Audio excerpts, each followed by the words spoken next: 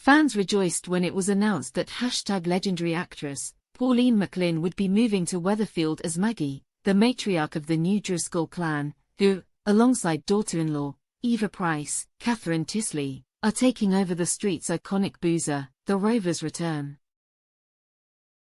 With even co-stars warning viewers of what was to come, viewers praised the episode featuring the arrival of the new clan as the best in years.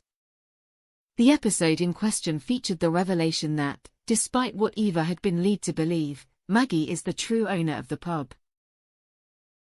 Speaking recently, Pauline discussed an interesting connection she shared with the first ever barmaid featured in the pub her alter ego No owns. Funny thing, someone got in touch on social media and sent me a picture of the first ever barmaid in the Rover's return, from 1960 to 1964, an Irish woman called Doreen Keogh. She was in lots of things. She played the Irish neighbour in the royal family, and she was the one #, and Mrs. Doyle wrestled to the floor about paying a bill in Father Ted. She had a bad back, so I said, "Doreen, lie there and I'll move you." We just had to scream at one another. She was the first ever barmaid, playing C #on Scepter Riley. So there's a long tradition of the Irish in the Rovers. That's not all the tea that Pauline spilled in regards to her new alter ego.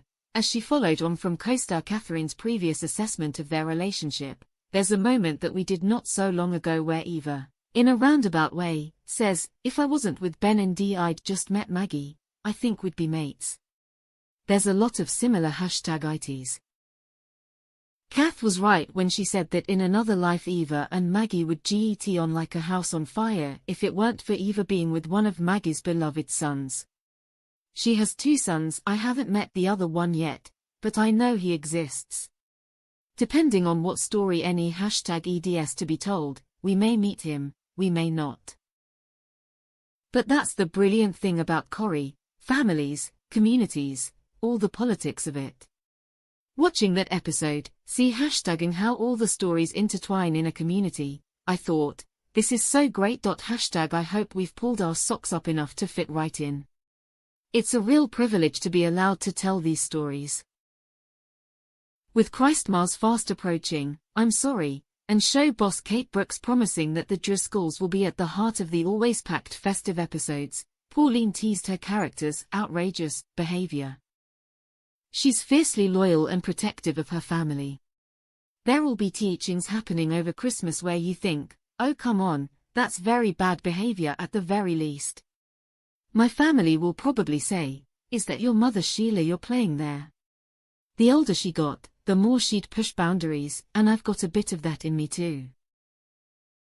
Maggie likes to throw in the most outrageous things just to see how far she can go. But often that line has been long passed. And she'll say, what's the fuss about? You're a bit touchy, aren't you? If you're a certain age I might feel you have a certain license to act ba #DLY, you know. Because you're the mammy.